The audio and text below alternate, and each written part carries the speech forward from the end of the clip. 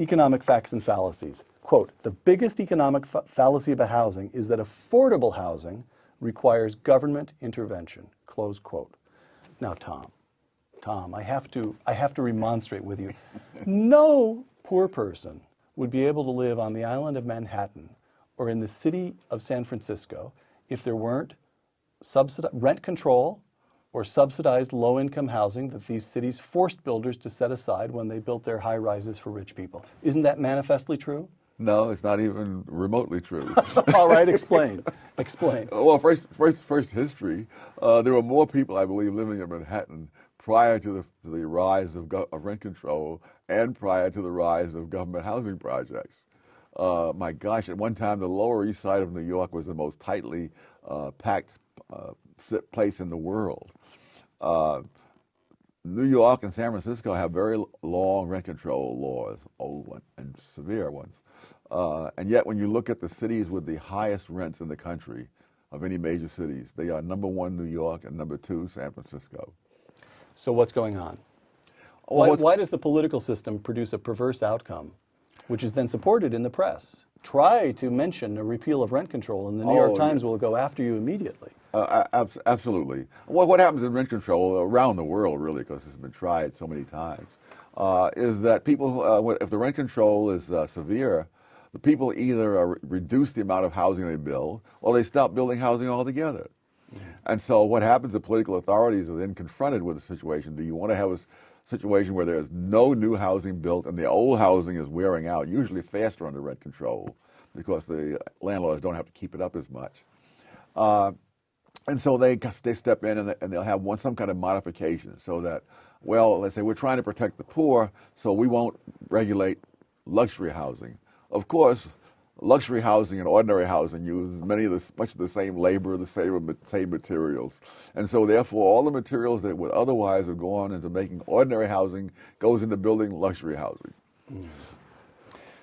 Economic facts and fallacies once again. If we go back to the beginning of the 20th century, before government intervention became pervasive in housing markets, we find, and this is to me one of the most arresting assertions in the book, we find people paying a smaller percentage of their expenditures for housing than at the end of the 20th century. In 1901, housing costs took 23% of the average American family's spending. By 2003, it took 33% of a far larger amount of spending. What's going on? What's going on is that they're restricting the amount of housing that can be built.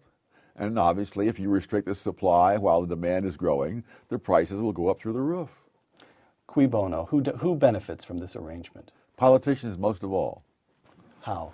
Because they get the reputation of being for the poor and the downtrodden, and that they're setting aside affordable housing units, usually in some token amounts.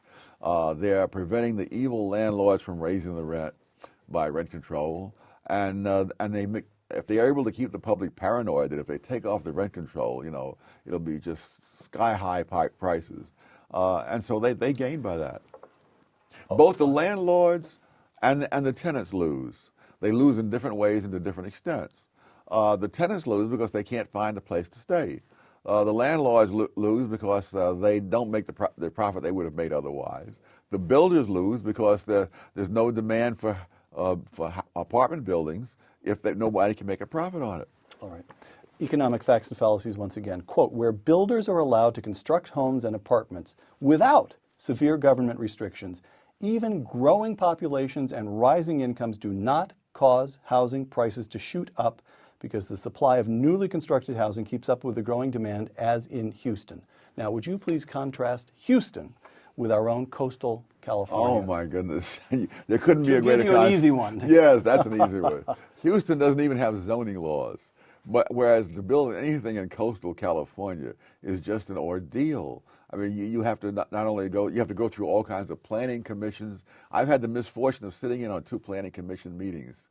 I don't know what it did for my blood pressure watching these people. The discouragement is huge. So someone estimated, for example, a real estate company, that a house that would cost $155,000 in Houston would cost $1 million in San Francisco. Right. The same house. Now, but Tom, what about a place like Las Vegas, which overbuilt dramatically, and now there are it's going to take who knows how many years for the already in-place housing stock in Las Vegas to get purchased. Meanwhile, of course, it's declining. We could have used a little regulation there, couldn't we? Well, the regulation was one of the problems.